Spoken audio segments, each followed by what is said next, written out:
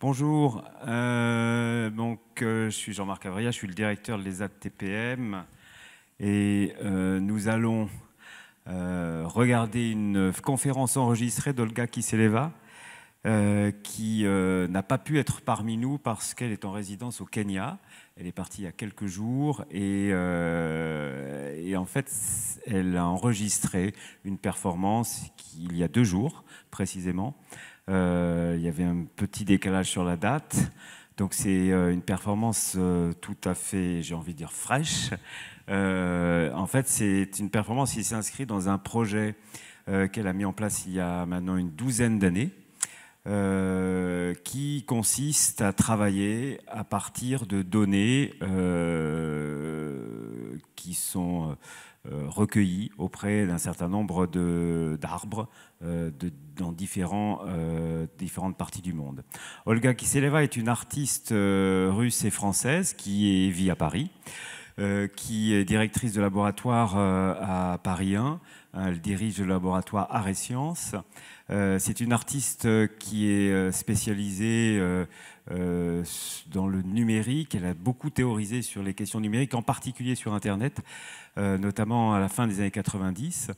C'est une artiste dont le travail en fait évolue considérablement et surtout met en place des projets de très longue haleine, comme celui-ci, sur une 12aine d'années.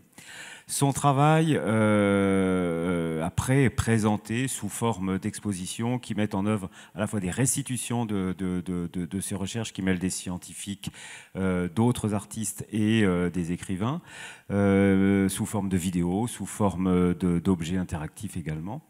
En l'occurrence, ce projet précisément en fait, est un projet donc Eden pour précisément, je cherche c'est Ethics, Durability, Ecology, Natures, et qui est un projet porté par le Eastern African Museum of Art de Nairobi, mais également le Google Lab, le CNRS et bien sûr son laboratoire.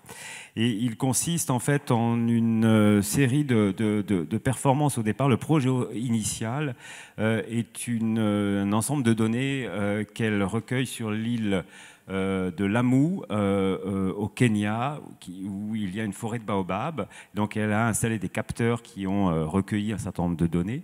Ces données étaient transcrites, analysées par un laboratoire du CNRS, transcrites par une codification de couleurs, qui après ont été retraduites sous une forme de performance. Alors, à l'origine, initialement, tel que le projet avait été défini il y a encore quelques semaines, c'est-à-dire la dernière fois que nous sommes vus, c'était tout début juin, le projet de transformation de couleurs passait par une performance dans un village d'une île qui est en face de cette île de Lamu. Un village en fait au toit plat où la population utilise en fait justement des tissus colorés, et donc en utilisant ces tissus, allait retranscrire en fait cette codification couleur des données. Entre-temps, le projet, en fait, son arrivée au Kenya a été un peu bouleversée et elle est allée dans un autre endroit qui est une forêt pétrifiée de 13 millions d'années et elle a décidé là d'en profiter pour recueillir des données de ces arbres pétrifiés.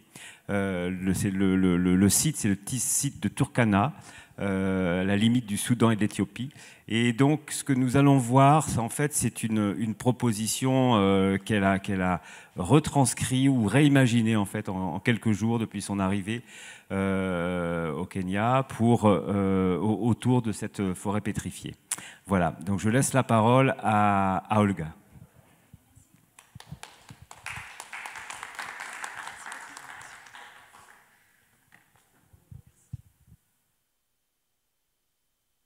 Eden represents an artistic utopia assuming that extinction, despite its supposedly definitive and irreversible characteristics, can be revoked thanks to the advancement of contemporary human civilization. Eden starts in 2013 after the restoration of the elm of Biscarrosse, a tree located in the center of the French town of Biscarrosse that died victim of the Dutch elm disease, a pathology responsible for the disappearance of most elm trees in the French landscape. After this happened, we were invited to create a monument to commemorate the elm that held a very important place within the town's identity because of its long history of more than 600 years. When we started the preliminary works for the realization of this commission, we contacted the elm specialists of the INRA, the Institut National de la Recherche Agronomique, and by exchanging a dialogue with them, we developed a project that articulated scientific research and artistic creation. Working closely with the team of researchers, we were able to mix the genes of the elm of Biscarrosse with genes of the Siberian elm to create a new variety of elm resistant to the Dutch elm disease. We then planted them in the same place the old tree was, articulating it with an aluminum sculpture, creating a monument using biotechnology as a means for artistic creation. Ever since the restoration of this particular elm, we have been working together with the INRA to restore the elm forests, which are now close to disappearing from Southern Europe. Our project became well known, and our interdisciplinary team received invitations from different parts of the world to work on different species of trees.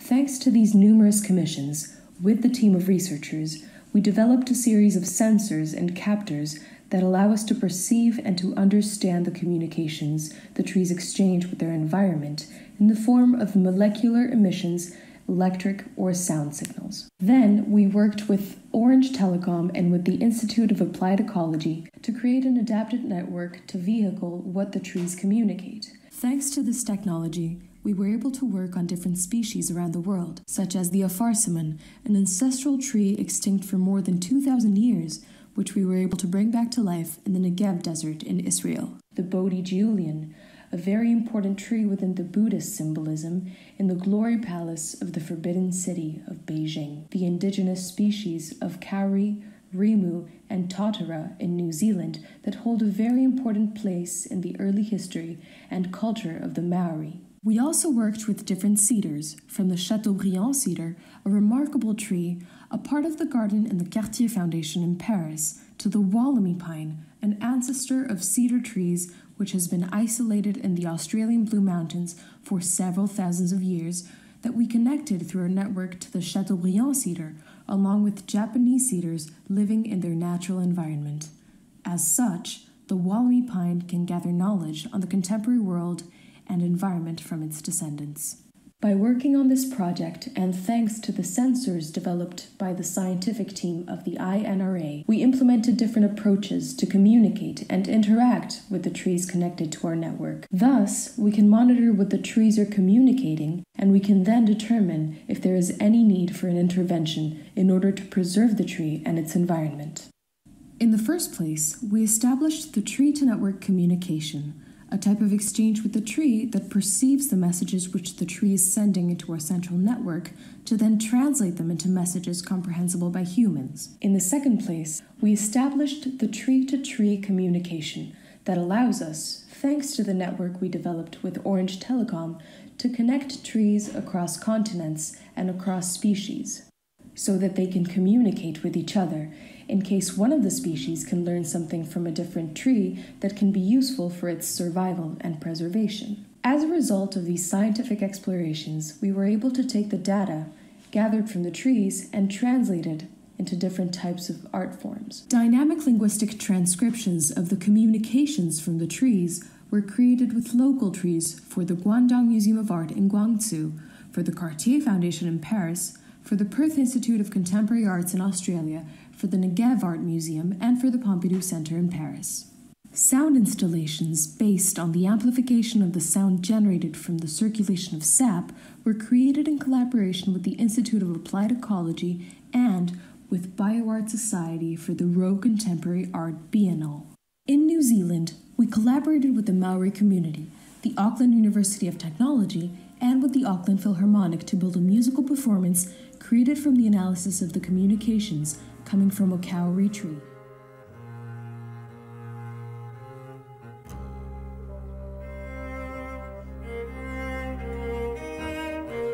The most complex and impressive art experience we have developed until this point is the in situ installation we presented in Japan for the Echigo Tsumari Art Triennale, transmitting the communications from the Chateaubriand cedar in Paris, as well as the Japanese cedar and Woolly pine, in real time in the form of light signals that create a 3D light installation.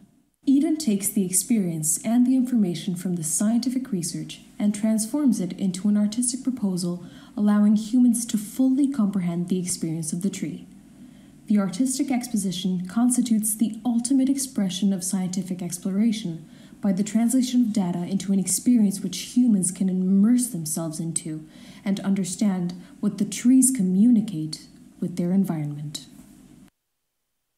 Le projet Eden, qu'on développe depuis 10 ans maintenant, a été exploré aujourd'hui dans plus de 30 pays. Mais jamais nous avons fait quoi que ce soit en Afrique. Et c'est sur l'invitation du musée d'art contemporain d'Afrique de l'Est, musée Iman, que nous intervenons aujourd'hui en Afrique pour la toute première expérience de Eden. Nous sommes très contents d'accueillir chez nous, en Afrique de l'Est, le projet d'Eden et Olga Kisilova. Nous, ça veut dire Iman.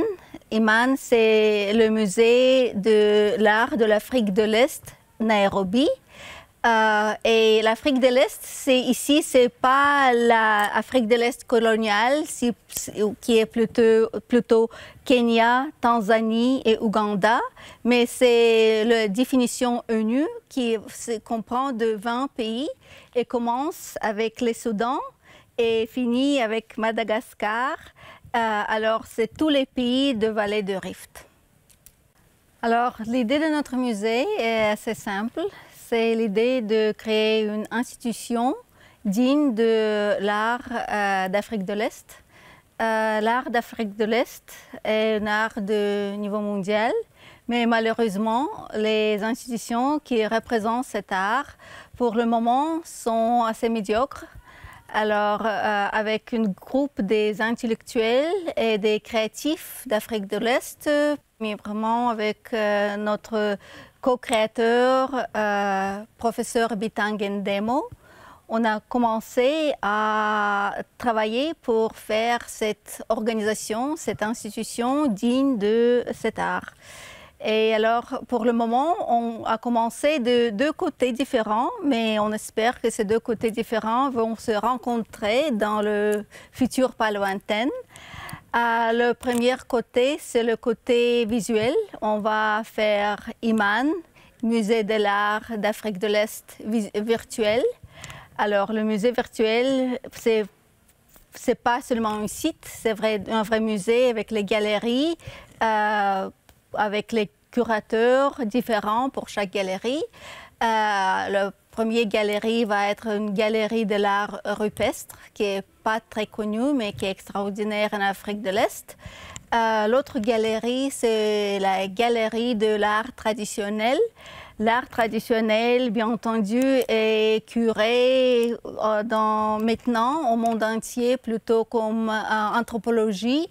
Ça veut dire l'art qui a on va voir les signes anonymes mystérieux, mais c'est pas ni anonyme ni mystérieux. Et alors on va le curer plutôt comme un vrai art. Il y a l'art, les masques ne sont pas dansés ou pas dansés. Ce sont les masques plutôt qui a fait avec un talent d'un créateur ou pas de talent. Il y a des dynasties qui est bien connues en Afrique de l'Est. Alors les curateurs vont être entraînés de rencontrer, de ré-rencontrer ces histoires. La troisième galerie va être la galerie de l'art moderne. Le nom de cette galerie s'appelle le siècle court, A Short Century. Le siècle court parce que pendant l'indépendance, autour de l'indépendance, c'était cette explosion de créativité qui a créé les artistes de la région, qui n'est pas très connu. Et malheureusement, il y a un canon de cet art. Il y a quelques travaux de quelques grands peinteurs qui sont bien connus, mais pas cette body of work, toute cette œuvre qui vraiment est extraordinaire. Et bien entendu, la Galerie de l'art contemporain qui est un peu plus connue. Finalement, on va faire une galerie qui va avoir le nom de galerie d'interaction créative. Et ça va célébrer l'interaction des sciences et de l'art. Alors, à cause de ça, on a commencé notre coopération avec le projet IMAN pour célébrer l'art, sciences et nature de l'Afrique de l'Est. Et on va célébrer aussi notre autre partie de notre projet. Alors, c'est le projet physique. On va construire un vrai musée qui va se trouver sur une montagne, en petite colline, près de Nairobi. Et cet musée va être pas là tout seul. On va avoir 3 autres musées. Premièrement, on va avoir le musée de l'origine de l'homme. C'est le terrain qui appartient à la famille de Richard Leakey, le paléontologue bien connu. Et il a invité Emma et 2 autres musées de partager cet terrain créatif qui est au berceau de la vallée de Rift. Alors, ces 3 musées vont vraiment célébrer la créativité humaine. Alors, on est très contente d'avoir commencé ce grand projet avec cette immense Eden coopération. Et on espère qu'on va continuer dans cette manière innovative et aussi soutenable pour faire notre institution vraiment digne de l'art qu'on va représenter. Le musée Iman étant situé sur la vallée du Rift, nous avons décidé d'explorer les plantes de la vallée du Rift. Avec les scientifiques de Nairobi et l'Institut mondial des plantes, nous avons déterminé 5 plantes les plus importantes pour cette région, la Rift Valley et en particulier sa partie nord, qui sont bien sûr l'acacia, qui est une plante qui sert de nourriture aux chèvres, la source de nourriture des peuples qui vivent ici, et celle aussi qui retient la terre, qui retient le relief de la vallée. C'est une plante qui est très importante de ces 2 points de vue. Le baobab, bien sûr, qui est la plante symbole d'Afrique et qui sert aussi bien pour la nourriture que pour la construction, que pour la médecine et aussi pour la culture de l'Afrique tout entière et plus particulièrement pour le Kenya et pour la vallée du Rift. Il s'agit ensuite de figuier sauvage, figuier d'Afrique, qu'on appelle ici Mugumutri, et qui est une plante symbolique de plusieurs peuples, une plante sacrée en quelque sorte. Nous avons aussi travaillé sur une plante qui s'appelle commiphore, qui est une plante d'Afrique du Nord et qui a été apportée en Afrique du Nord et au Moyen-Orient, où elle est devenue une des plantes sacrées des peuples qui vivent au Moyen-Orient, qui a été apportée donc exactement d'ici, de la vallée du Rift, de l'endroit où se rencontrent l'Éthiopie, le Soudan et le Kenya par la reine de Saba à l'époque.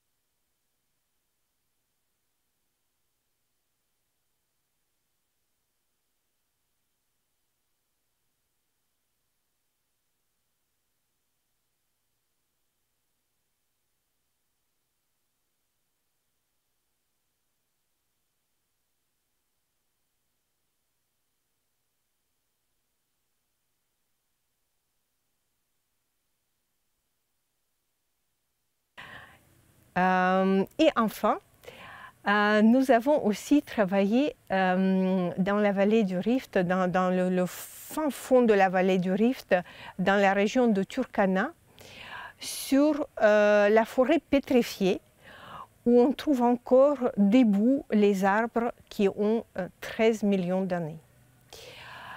Quand je dis que nous avons travaillé avec ces arbres, nous avons pris des mesures physiologiques qui nous ont permis de déterminer la communication de ces plantes et quelque part la déchiffrer et comprendre quelles sont les difficultés que les plantes vivent aujourd'hui.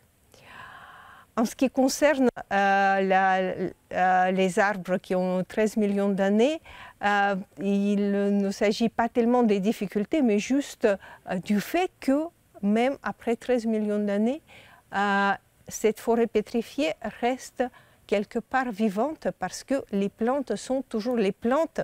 Ils ne sont pas devenus les pierres, contrairement à l'apparence. Nous avons ensuite traduit ces données en œuvres d'art. Nous avons travaillé ici en Afrique où la culture vivante, la culture de la parole, la culture de la danse est très importante. Nous avons travaillé sur les performances. Nous avons réalisé avant tout une performance consacrée à cette communication avec les plantes. Nous l'avons appelée la plante vivante, la plante qui vit, et avec le chorégraphe de Nairobi, James Mbewu, nous avons réalisé une chorégraphie dans une rivière au fond de la Rift Valley. Ensuite, nous avons travaillé sur l'idée de l'arbre en tant que lieu d'inscription de la mémoire. Cette performance s'appelle Be in Time, être le temps, même si la plante que nous avons utilisée pour cette performance, ce n'est pas un être. Et pour cette performance, nous avons créé une extension de la plante ancienne, de cette plante de 13 millions d'années, autour de la plante dans le désert, comme les cercles annuels qui continuent encore se répandre autour de cette plante, les cercles annuels de l'arbre.